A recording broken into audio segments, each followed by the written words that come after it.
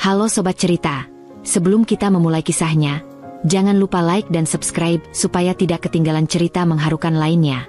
Saya doakan yang sudah like dan subscribe semoga selalu dilancarkan rezeki dan segala urusannya.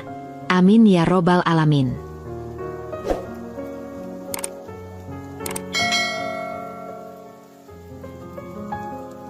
Dina duduk di ruang tamu sambil melipat cucian. Matanya tertuju pada layar televisi yang menampilkan acara komedi favoritnya. Tetapi pikirannya melayang entah kemana. Dalam 10 tahun pernikahannya dengan Bima, ini adalah pertama kalinya ia merasa begitu gelisah. Ada sesuatu yang mengganjal. Sesuatu yang tidak bisa ia abaikan begitu saja. Bima, suaminya, adalah seorang pria yang selalu sibuk. Sebagai manajer di sebuah perusahaan multinasional, jadwalnya memang padat. Dina mengerti itu sejak awal pernikahan mereka. Ia bahkan merasa bangga bahwa suaminya bekerja keras untuk memberikan kehidupan yang layak bagi keluarga mereka. Tetapi belakangan ini, alasan, sibuk, itu terasa seperti tembok yang memisahkan mereka.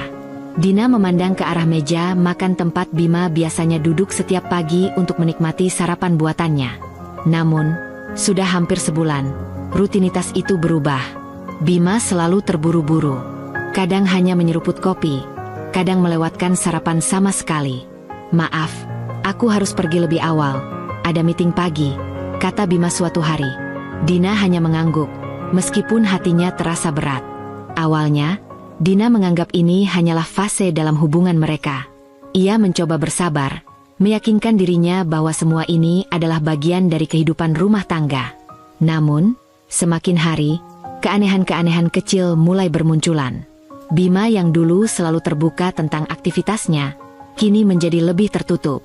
Ponselnya yang dulu sering ia tinggalkan begitu saja di meja, kini selalu berada di genggamannya. Bahkan, ia mulai membawa ponsel itu ke kamar mandi. Dina pernah bertanya sambil bercanda, "Handphone itu nggak bakal kabur kok, Mas. Kenapa mesti dibawa-bawa terus?" Bima hanya tersenyum tipis. "Cuma kebiasaan aja," jawabnya singkat. Jawaban itu tidak memuaskan Dina, tetapi ia menahannya dalam hati. Dina bukan tipe wanita yang suka mencurigai suaminya tanpa alasan kuat. Selama ini, ia percaya pada kesetiaan Bima. Tetapi, kepercayaan itu mulai terkikis ketika sebuah insiden kecil membuka matanya.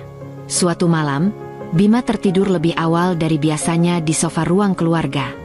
Dina yang sedang menyelesaikan pekerjaannya di dapur memutuskan untuk mematikan televisi dan merapikan meja.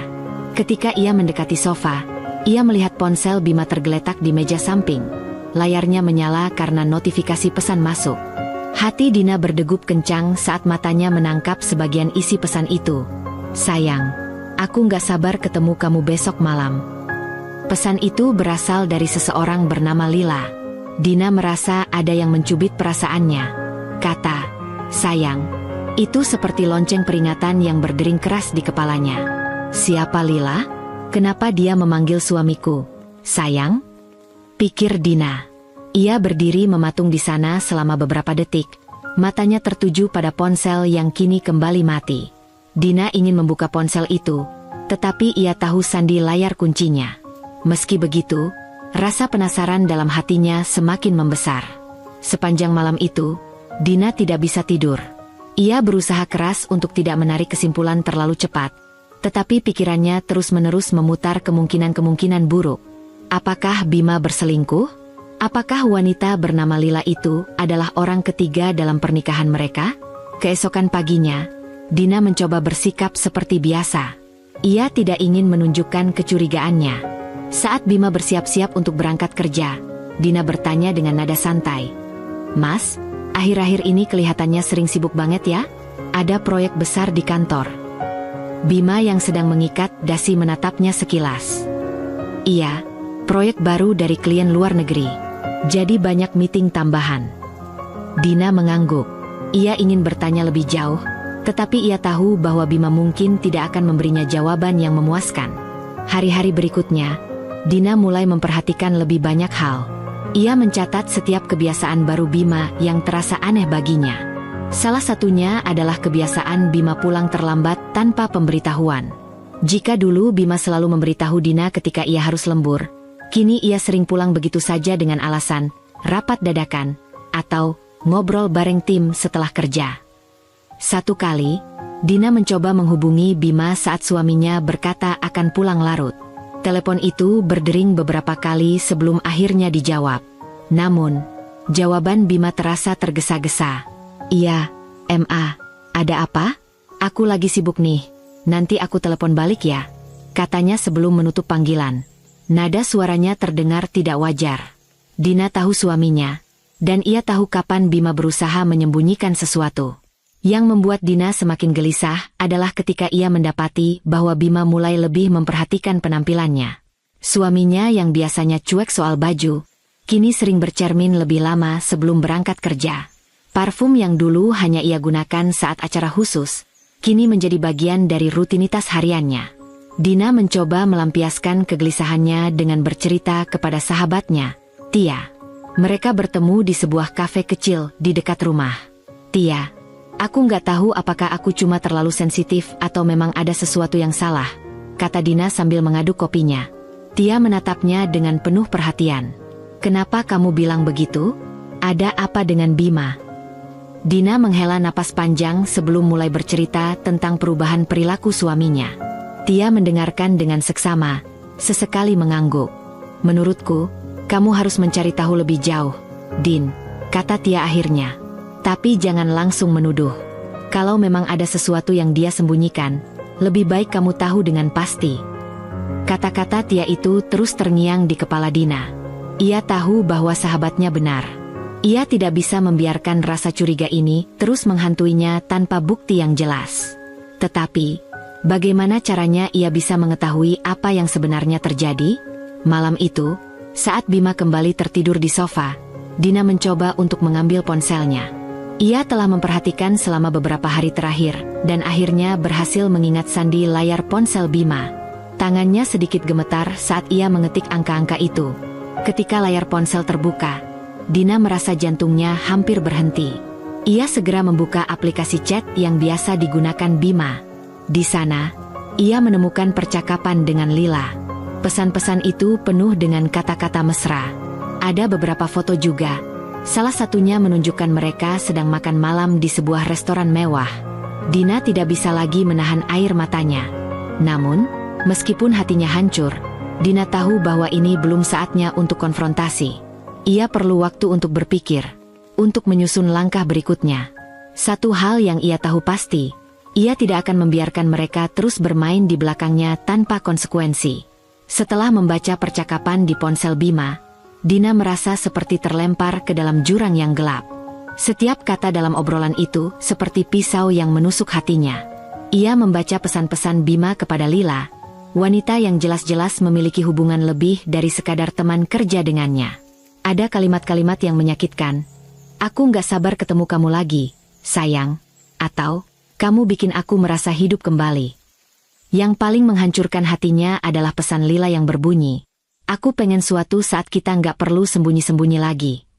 Dina tidak hanya merasa dikhianati, tetapi juga diremehkan. Bima telah mempermainkan kesetiaan yang selama ini ia jaga. Wanita itu menutup ponsel Bima dengan hati-hati dan mengembalikannya ke tempat semula. Ia tidak ingin Bima tahu bahwa dirinya telah mengetahui rahasia ini. Namun, malam itu, Dina tidak bisa tidur. Ia terus berpikir, mengingat kembali perjalanan pernikahan mereka. Bagaimana bisa seseorang yang pernah bersumpah untuk mencintainya seumur hidup berubah menjadi seperti ini? Ia mencoba mencari alasan di balik pengkhianatan itu, tetapi tidak menemukan jawaban yang memuaskan. Paginya, Dina bangun lebih awal seperti biasa. Ia menyiapkan sarapan untuk Bima dan anak-anak mereka dengan senyuman yang terlihat normal. Tetapi di dalam hatinya, ia sudah memutuskan satu hal. Ia harus bertindak.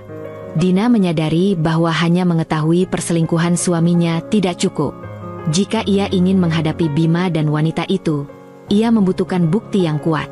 Dina mulai mengamati lebih banyak kebiasaan suaminya tanpa menimbulkan kecurigaan. Pada hari-hari berikutnya, Dina memutuskan untuk diam-diam memotret isi ponsel Bima ketika ia mendapat kesempatan. Pesan-pesan antara Bima dan Lila difoto dan disimpan dengan rapi di galeri ponselnya sendiri.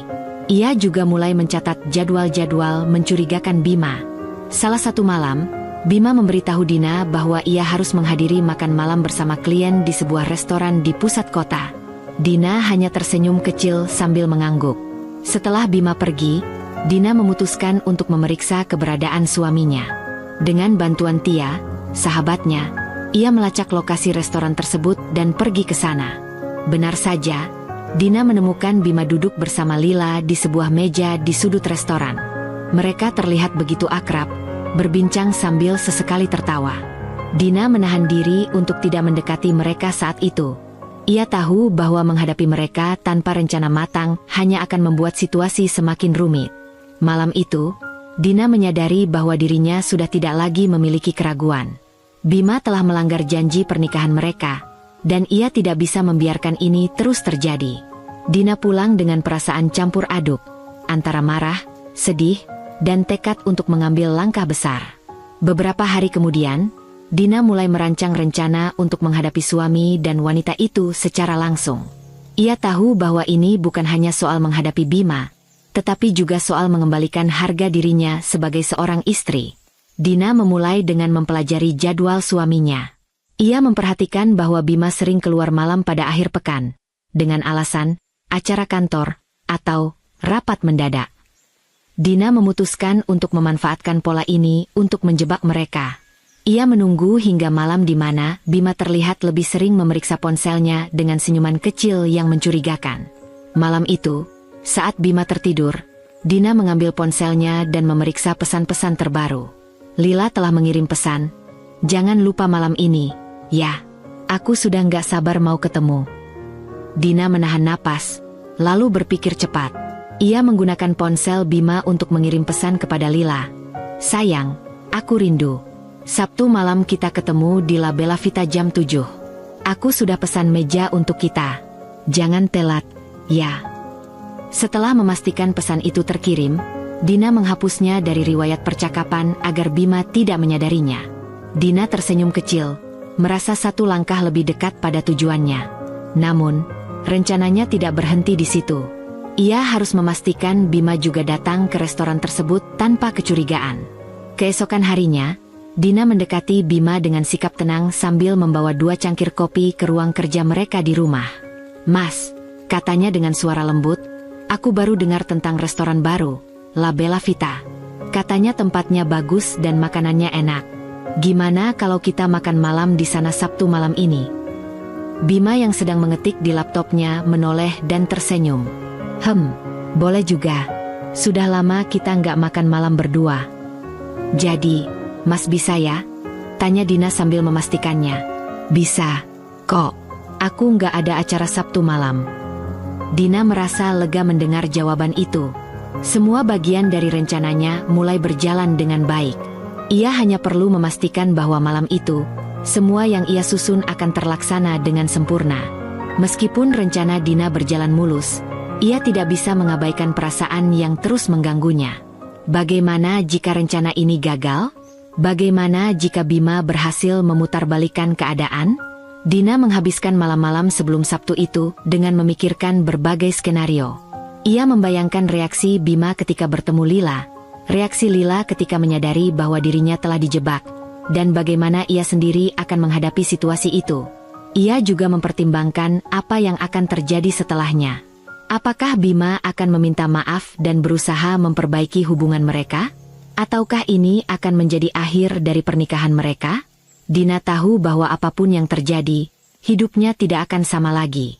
Namun, setiap kali keraguan itu muncul, Dina kembali mengingat percakapan di ponsel Bima. Kata-kata manis yang ditulis suaminya untuk wanita lain. Foto-foto mesra mereka. Semua itu memberinya kekuatan untuk melanjutkan rencananya. Sabtu malam akhirnya tiba. Dina mengenakan gaun anggun berwarna biru tua yang membuatnya terlihat elegan. Ia mempersiapkan dirinya dengan hati-hati, memastikan penampilannya sempurna. Bima terlihat terkesan ketika melihat Dina keluar dari kamar. "Kamu cantik banget malam ini," katanya. Dina hanya tersenyum kecil dan menjawab, "Terima kasih, Mas. Ayo, kita berangkat." Dalam perjalanan ke restoran, Dina berusaha bersikap santai meskipun jantungnya berdegup kencang. Ia tahu bahwa malam ini akan menjadi titik balik dalam hidupnya. Sesampainya di La Bella Vita, mereka disambut oleh pelayan yang ramah. Dina meminta meja di bagian tengah restoran, tempat yang memungkinkan ia untuk melihat ke seluruh ruangan. Bima tampak tenang, tidak menyadari apa yang sedang terjadi. Dina memeriksa jam tangannya. Ia tahu bahwa Lila akan datang lebih dulu, sesuai dengan pesan yang ia kirimkan dari ponsel Bima. Malam itu, La Bella Vita, restoran mewah yang terkenal dengan suasana romantis dan makanannya yang luar biasa, terlihat lebih hidup dari biasanya. Lampu gantung yang gemerlapan menambah keindahan suasana, sementara musik klasik mengalun lembut di latar belakang. Namun, untuk Dina, malam ini terasa sangat berbeda. Segala kemewahan ini tidak bisa menutupi kegelisahannya. Ia duduk dengan tenang di meja yang telah dipesan sebelumnya. Matanya melirik ke jam tangannya, memastikan semuanya berjalan sesuai rencana. Bima, suaminya, terlihat biasa saja, meskipun sedikit gugup. Dina sudah menyiapkan segalanya, dan dia tahu malam ini adalah malam penentuan. Bima merasa nyaman, tidak menyadari bahwa apa yang ada di depannya bukan hanya sekadar makan malam romantis dengan istrinya, tetapi juga adalah jebakan yang telah dirancang rapi oleh Dina. Ketika Bima sedang sibuk memeriksa ponselnya, Dina berdiri dengan anggun. "Mas, aku mau ke toilet sebentar." "Ya," katanya dengan suara yang lembut namun penuh perhitungan. Bima hanya mengangguk tanpa menanggapi lebih lanjut. Dina berjalan menuju lorong yang mengarah ke toilet, tetapi dalam hati, ia sudah merencanakan sesuatu yang jauh lebih besar. Ia tahu Lila pasti sudah datang lebih dulu, menunggu dengan penuh harapan, seperti wanita yang sedang menantikan kejutan malam ini. Dina ingin melihat langsung reaksi Bima ketika berhadapan dengan Lila, dan yang lebih penting, ia ingin memastikan bahwa Bima benar-benar terjebak dalam kebohongannya. Di sisi lain restoran, Lila sudah duduk di meja yang terletak sedikit lebih jauh dari tempat Bima dan Dina. Wanita itu mengenakan gaun merah cerah yang membuatnya tampak sangat percaya diri. Senyum lebar terukir di wajahnya saat ia memeriksa ponselnya, menunggu pesan atau kabar dari Bima yang mungkin sedang dalam perjalanan. Lila merasa malam ini adalah malam spesial, makan malam yang sudah ia nantikan bersama Bima. Beberapa menit kemudian, Bima muncul, berjalan dengan cepat menuju meja yang sudah dipesan. Lila langsung berdiri, wajahnya berseri-seri melihat Bima. "Mas Bima," seru Lila ceria, sambil melambaikan tangan dan tersenyum. Bima terkejut, melihat Lila berdiri di meja yang telah dipersiapkan. Wajahnya langsung berubah menjadi pucat, matanya melirik ke sekitar, seolah mencari-cari jalan keluar. Ia berhenti sejenak, tak tahu apa yang harus dilakukan. "Lila, apa yang kamu lakukan di sini?" tanyanya dengan nada panik. Lila, yang tidak merasa cemas sedikit pun, malah semakin senang. "Mas, bukannya kamu yang ngajak aku makan malam di sini? Kamu udah chat aku, kan? Kita janji ketemu di sini." Bima semakin kebingungan, ia langsung merogoh sakunya dan membuka ponselnya, mengecek pesan yang menurut Lila sudah dikirimkan. Tetapi ketika ia membuka aplikasi chat, yang ada hanyalah percakapan biasa tanpa ada pesan apapun yang mengarah pada undangan makan malam itu. Tidak ada pesan apapun yang menunjukkan bahwa ia sudah mengajak Lila. "Lila, tidak ada pesan dari aku. Aku nggak ngirimin kamu apa-apa," jawab Bima. Suaranya terdengar gugup, matanya melirik ke meja tempat Dina semula duduk. Lila terlihat bingung, lalu membuka ponselnya dan memeriksa riwayat percakapan mereka. "Mas, kamu serius? Aku yakin banget kamu yang ngajak aku makan malam di sini. Kamu bahkan bilang di chat kita kalau kamu nggak sabar ketemu aku," ujar Lila, kali ini sedikit cemas, namun tetap mencoba terlihat percaya diri. Bima tampak semakin tidak nyaman. "Aku nggak ngerti apa yang terjadi. Aku nggak ngirim pesan apapun." "Lila, kamu pasti salah lihat," katanya, mengangkat bahu dan mencoba berpura-pura santai. Keduanya saling berdebat kecil. Lila yang tampak kesal karena merasa yakin bahwa ia benar, dan Bima yang semakin terjebak dalam kebohongan. Keadaan semakin tegang, dan Bima merasa matanya seperti terbuka lebar-lebar. Ia merasa ada yang tidak beres, tetapi ia tidak tahu bagaimana menjelaskannya. "Mas, kamu nggak inget ya? Kemarin kita chat tentang malam ini? Aku tunggu banget kesempatan untuk bertemu kamu," kata Lila, kali ini dengan nada yang lebih marah, merasa sangat bingung dengan sikap Bima. Bima mulai tertekan, wajahnya merah padam. Aku nggak tahu, Lila. Aku nggak ngerti ini semua. Jawabnya, suaranya semakin cemas, sementara matanya mencari-cari sosok Dina. Tiba-tiba, langkah kaki terdengar mendekat. Dina muncul dari balik pintu toilet, mengenakan gaun biru tua yang anggun, dengan wajah tegas dan senyum sinis di bibirnya. Ia mendekat ke meja tempat Bima dan Lila berada, melangkah dengan percaya diri. Lila menoleh dan melihat Dina yang datang menghampiri mereka. Sementara Bima hanya bisa menundukkan kepala. Jelas terlihat kebingungannya yang mendalam. Dina berdiri di depan meja dengan santai, matanya menatap tajam ke arah Bima. Bagaimana pertemuan dengan selingkuhanmu, Mas? Seru kan? Aku yang ngatur semuanya, ujarnya dengan nada sinis, namun penuh dengan keyakinan. Lila terdiam, wajahnya memerah karena terkejut melihat Dina yang tiba-tiba muncul di depan mereka. Ia tidak tahu harus berkata apa. Sementara itu, Bima, yang masih bingung dan terkejut, hanya bisa menatap Dina dengan ekspresi panik yang semakin jelas terlihat di wajahnya. Dina tetap berdiri di sana, menatap mereka berdua dengan tatapan penuh penghinaan. Aku sudah tahu semuanya, Bima. Pesan-pesan kalian, foto-foto kalian. Aku tahu apa yang kalian lakukan. Aku tahu tentang hubungan kalian, dan malam ini aku memutuskan untuk memberikan kalian kejutan kecil. Bima terdiam, mulutnya terkatup rapat, tak tahu harus mengatakan apa lagi. Lila yang semula merasa senang dan nyaman, kini hanya bisa terdiam, tak mampu berkata-kata. Apa kamu pikir aku nggak akan tahu, Mas? Apa kamu pikir aku akan diam saja melihatmu menghancurkan pernikahan kita? Kata Dina dengan tegas, suaranya memancarkan kebencian yang mendalam. Sementara itu, Lila mencoba untuk berbicara, tetapi kata-katanya tersangkut di tenggorokan. Ia tahu bahwa dia sedang berada dalam posisi yang salah, namun ia tidak bisa berkata apa-apa karena Dina begitu tegas dan berwibawa. Bima menunduk, wajahnya memerah karena malu. Dina, Aku bisa jelaskan semuanya, katanya, namun kata-katanya tidak berhasil keluar. Ia merasakan dunia di sekelilingnya seperti runtuh. Dina memandangnya dengan tatapan tajam, lalu berkata dengan suara yang lebih keras. Jelaskan apa, Mas? Semua sudah jelas. Kamu sudah menghancurkan kepercayaan yang aku berikan padamu. Dan sekarang kamu pikir kamu bisa memperbaikinya. Suasana menjadi sangat tegang. Lila semakin merasa canggung dan tidak tahu harus berbuat apa. Sementara Bima hanya bisa terdiam, tak mampu melawan kenyataan yang ada di depan matanya. Suasana restoran yang semula tenang dan anggun kini berubah menjadi sangat tegang. Semua mata di sekitar meja tempat Bima dan Lila duduk tertuju pada mereka, mengamati dengan penuh rasa ingin tahu apa yang akan terjadi selanjutnya. Dina berdiri di sana dengan tegas, wajahnya tidak menunjukkan rasa takut sedikit pun. Sebaliknya, Lila yang awalnya tampak sangat percaya diri, kini mulai merasakan kegugupan yang begitu mendalam. Bima masih berdiri terdiam di samping mereka, wajahnya pucat pasi, dan tubuhnya tampak kaku seperti patung. Lila, yang merasa benar-benar terpojok, mencoba untuk mencari jalan keluar. Ia melirik ke pintu, berpikir untuk segera melarikan diri dari situasi memalukan ini. Tetapi, sebelum ia sempat melangkah, Dina dengan cepat menghalangi jalannya. Kamu nggak akan kabur, Lila, kata Dina dengan suara yang tajam, matanya menatap tajam ke arah Lila.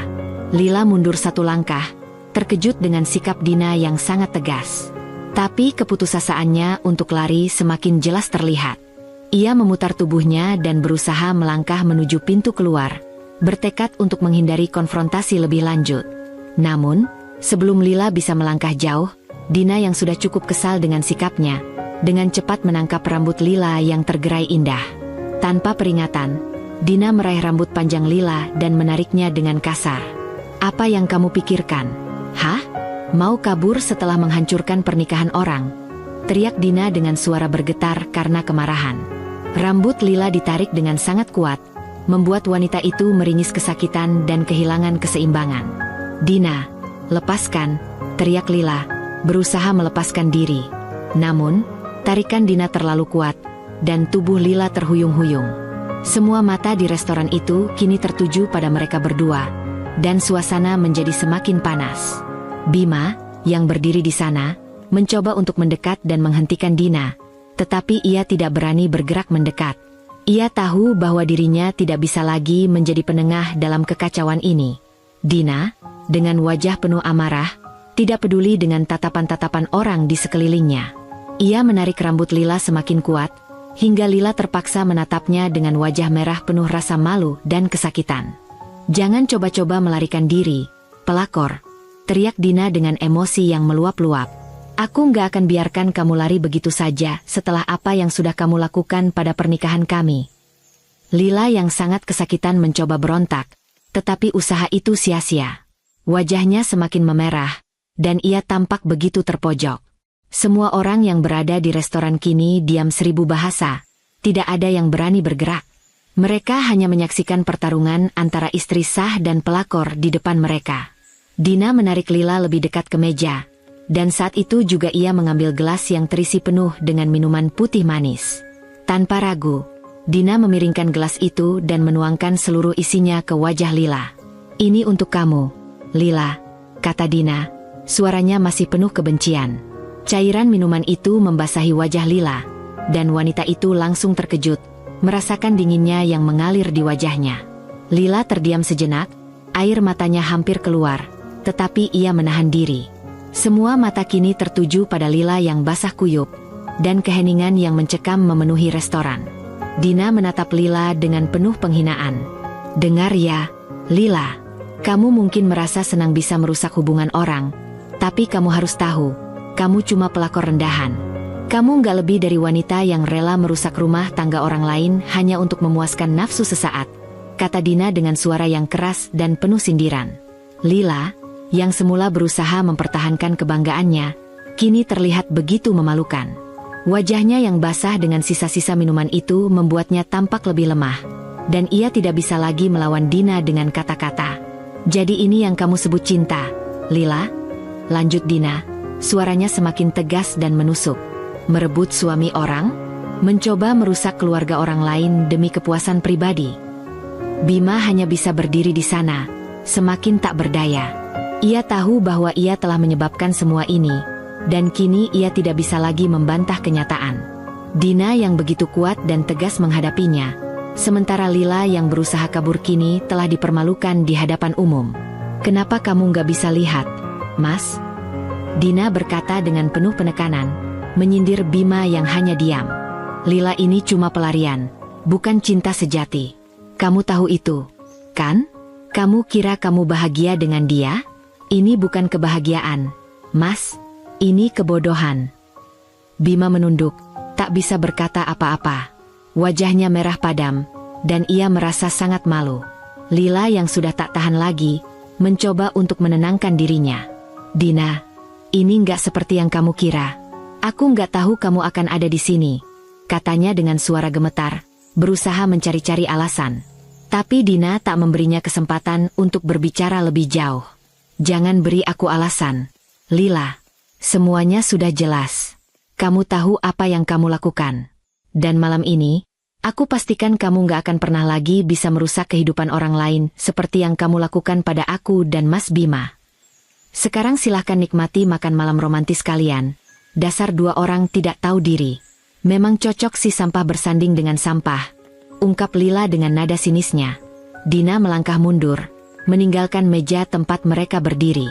Setelah Dina meninggalkan meja mereka dengan langkah tegas, suasana di restoran berubah drastis. Keheningan yang sebelumnya menyelimuti tempat itu, kini digantikan dengan bisik-bisik yang semakin keras dari para tamu yang menyaksikan kejadian itu. Banyak yang memperhatikan, beberapa bahkan mencuri pandang dengan rasa penasaran, sementara yang lain tak bisa menahan cemoohan mereka. Beberapa tamu yang duduk di meja sekitar mereka mulai menanggapi kejadian ini. Ada yang terdiam, tapi ada juga yang langsung berbicara dengan suara keras, menyoraki mereka berdua. "Wah, nggak malu apa? Ini di restoran mewah, kok malah ribut-ribut gitu?" kata seorang pria parubaya dari meja sebelah, matanya memandang sinis ke arah Bima dan Lila. "Pelakor banget. Orang mau makan dengan tenang, malah disuguhi drama." Tambah seorang wanita muda dengan suara jengkel. "Kalian pikir ini tempat ngumpulnya para pelakor? Hina banget." Lila merasa tertekan. Setiap kata yang diucapkan orang-orang di sekitarnya seperti tusukan yang dalam. Ia ingin melarikan diri, tapi ia tahu tak ada jalan keluar. Semua orang kini memandangnya dengan tatapan penuh penghinaan. Beberapa tamu bahkan mengeluarkan ponsel mereka, mengambil gambar atau merekam kejadian ini. Lila merasa tubuhnya semakin lemah. Bima, ini semua salahmu. Apa nggak ada rasa malu sedikit pun? Seorang pria di meja lain meneriaki mereka berdua. Kalian berdua pantas diusir dari sini. Bima mulai merasa cemas dan gelisah. Dia tahu tidak ada lagi yang bisa dilakukan untuk memperbaiki keadaan ini. Setiap kata yang keluar dari mulut tamu restoran seperti menyakiti dirinya lebih dalam lagi. Dia hanya bisa terdiam, melirik ke arah Lila yang juga tampak kebingungan dan tak tahu harus berbuat apa. Namun, tak hanya para tamu yang mulai menunjukkan ketidaksenangannya. Beberapa petugas keamanan restoran yang sebelumnya tidak terlalu memperhatikan, kini mulai mendekat. Seorang pria berbadan tegap dengan pakaian seragam hitam menghampiri mereka. Matanya tajam memandang ke arah Bima dan Lila. "Maaf, Bapak dan Ibu, saya harus meminta kalian untuk meninggalkan tempat ini," katanya dengan suara yang tegas, tapi tetap sopan. Bima terkejut dan langsung mencoba untuk menjelaskan. "Tunggu, kita nggak bermaksud membuat keributan. Ini semua cuma salah paham." Suaranya terdengar cemas dan penuh penyesalan. Namun petugas keamanan itu tidak mengubah sikapnya.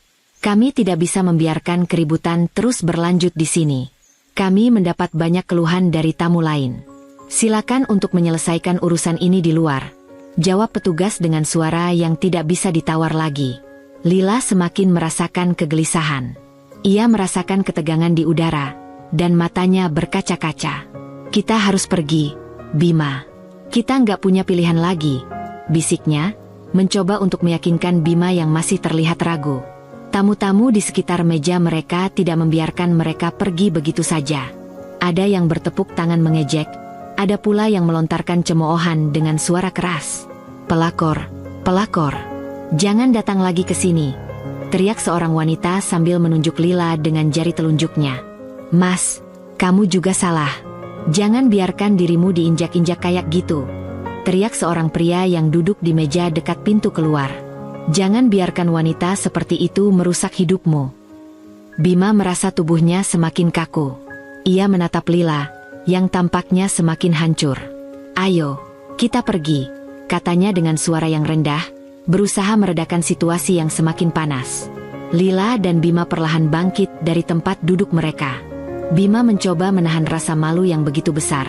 Sementara Lila merasa wajahnya terbakar karena cemoohan yang datang dari segala arah. Kepergian mereka menjadi sorotan utama di restoran tersebut.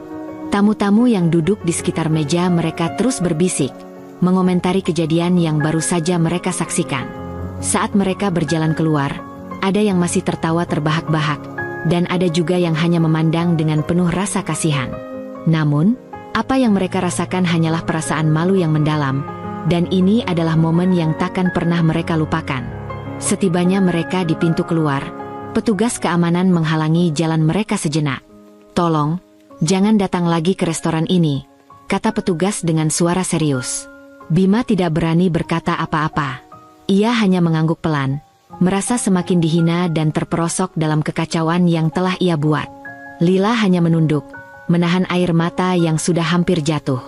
Bima sampai di depan rumah mereka yang dulu terasa begitu nyaman dan penuh kebahagiaan. Namun, malam ini, rumah itu tampak asing. Di depan pintu, ada sebuah koper besar yang tergeletak begitu saja, menambah beban dalam hati Bima. Dia memandang koper itu dengan tatapan kosong. Ia tahu apa artinya. Dengan hati yang berat, Bima mendekati pintu rumah.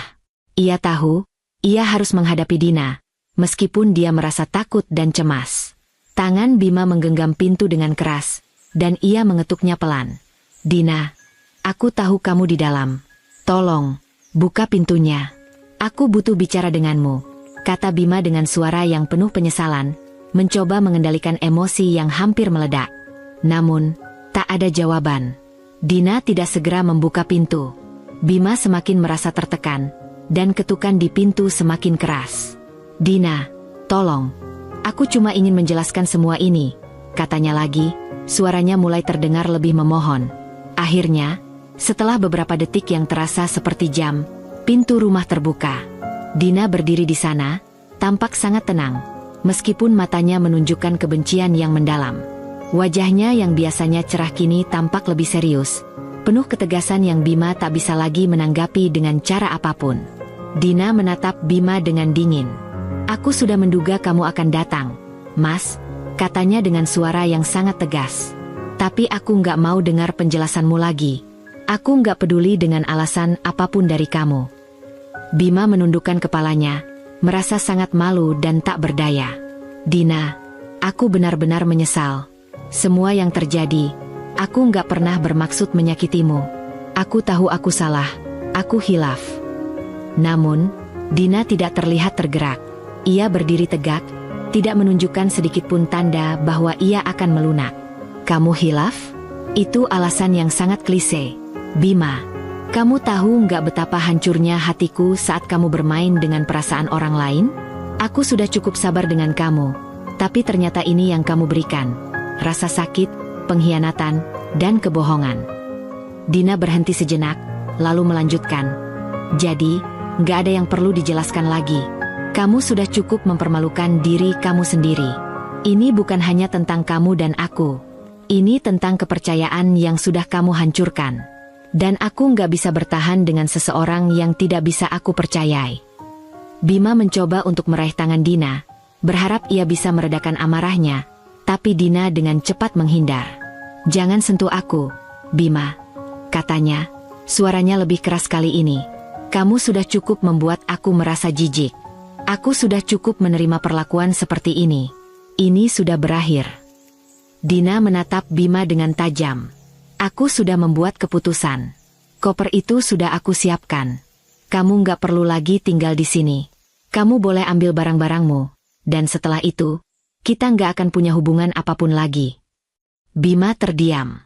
Kata-kata Dina seperti sebuah tamparan yang sangat keras. Ia merasa tubuhnya lemas, dan langkahnya terasa sangat berat. Dina sudah membuat keputusan untuk berpisah, dan ia tahu bahwa tidak ada yang bisa ia lakukan untuk mengubahnya. "Aku tahu kamu mungkin merasa ini kejam, tapi percayalah, ini yang terbaik untuk kita berdua, Bima. Aku nggak ingin lagi hidup dengan seseorang yang membuat aku merasa seperti ini. Kamu telah memilih jalanmu, dan aku sudah memilih jalanku."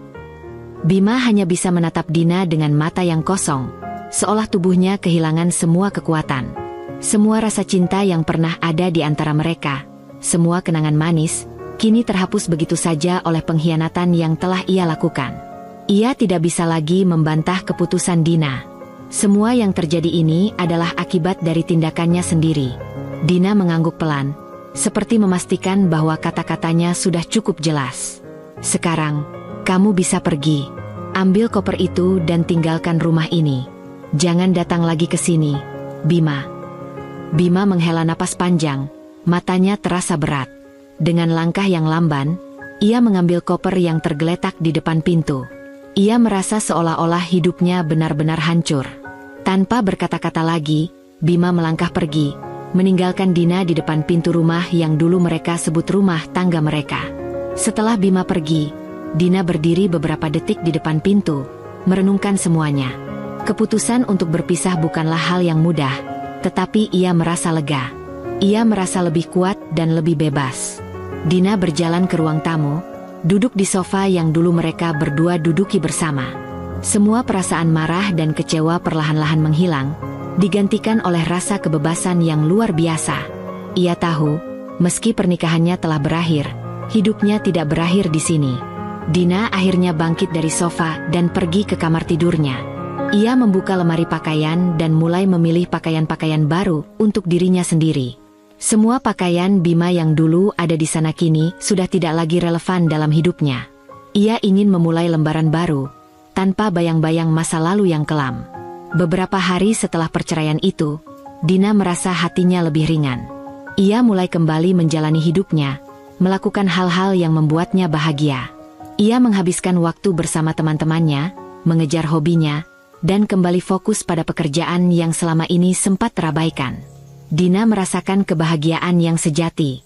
Ia tidak lagi dibebani oleh perasaan takut dan khawatir tentang suaminya yang tidak setia. Kini, Dina hidup lebih bahagia tanpa ada lagi pengkhianatan yang menghantui. Sementara itu, Bima yang pergi dengan membawa koper, harus menerima kenyataan bahwa ia telah kehilangan segala-galanya. Ia tidak hanya kehilangan Dina, tetapi juga dirinya sendiri. Kini, ia harus berjuang untuk membangun kembali hidupnya yang telah hancur, tanpa ada yang menunggu atau mendukungnya.